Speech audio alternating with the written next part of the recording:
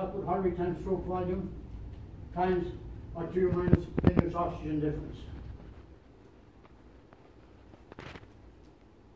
Now, let's take those people that had up a mammoth. I told you their average heart rate was 30.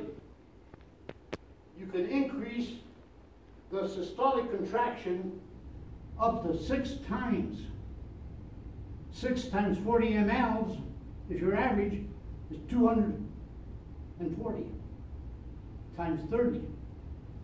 It's 6 point something liters compared to 2.8 liters. So an endurance trained athlete, whether you're a swimmer, a cyclist, climber, mountain climber, whatever it is, you can get 3- and 4-fold times as much blood. They're faster than an ordinary person. And that's why they can endure. That's why they can develop this quality of endurance. Get the book Endure. It just came out. It's a marvelous book on all the facets of endurance by a Canadian who got a PhD in physics at Cambridge University. Just a marvelous book. I'm going over it for the 3rd time now, whenever I have a chance, because it's so complex, but so clear to me that I can't retain a lot of the things he's talking about. And he's interviewed 100 people worldwide to write this book. Now, one time we were at the World Championship in Cross in Aix-les-Bains, France.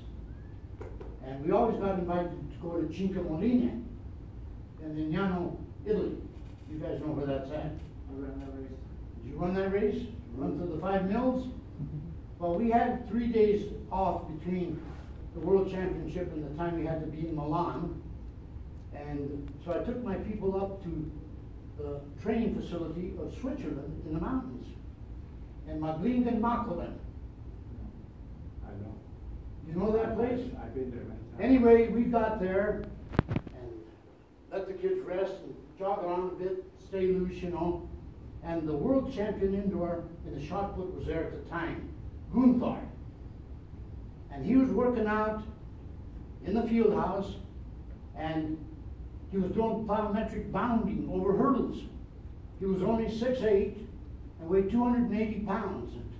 And he was bounding over the 42-inch barrier. 10 bounds. At the end of the 10th one, he bound up the indoor stadium stairs 5 more bounds. 15 bounds.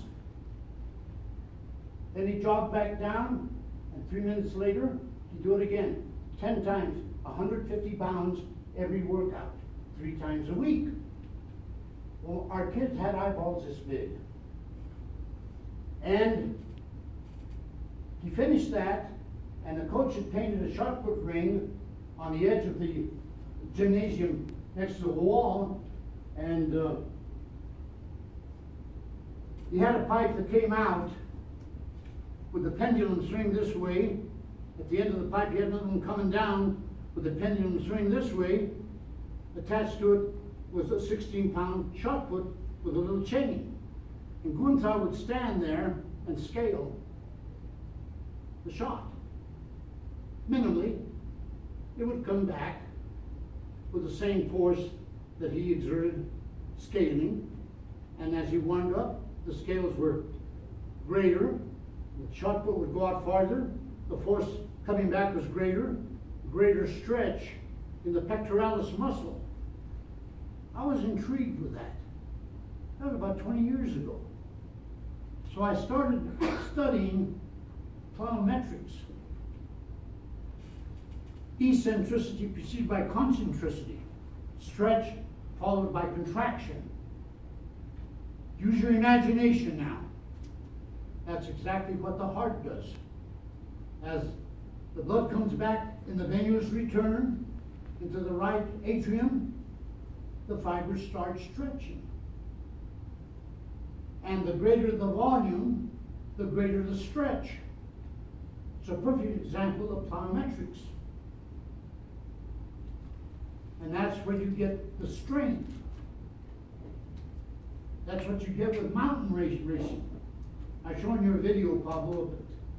And Killian Journay was here to people, and I'm gonna recommend it to these people as well.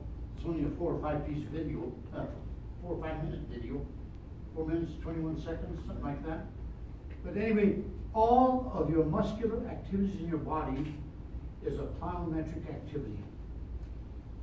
So the last few years, after I learned all this, after 40 years of coaching, all my people do plyometrics. Marathon runners, 800-meter runners, I don't care what they're running. A training program without plyometrics is not a complete program.